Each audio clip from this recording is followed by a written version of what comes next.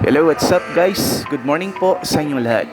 Ang video natin ngayon ay tungkol sa pag-check ng notebook or output sa fourth quarter. Let us watch the full video highlights of checking of notebook that was happened last Friday. Ang retrieval of answer sheet ay naganap sa Junior High School building sa second floor dito sa room ng Shakespeare. Makikita natin sa video na isa-isa nang dumarating ang ating mga estudyante para magpasa ng kanilang notebook or output. Chine-check po nating mabuti dito kung kompleto ba ang laman ng kanilang notebook, ang mga activities at summary of points na kanilang ginawa. Kasama nating chine-check ang mga illustrations or drawings at kung complete solution ba ang kanilang ginawa sa bawat problem. The more content with complete solution, the more summary of points, the higher the grade.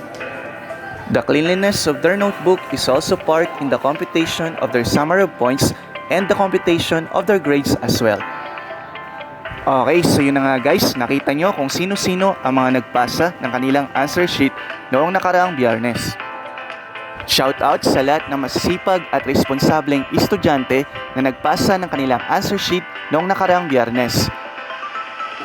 Keep up the good work, class. Continue to inspire your classmates, parents, teachers, and be a role model to everyone.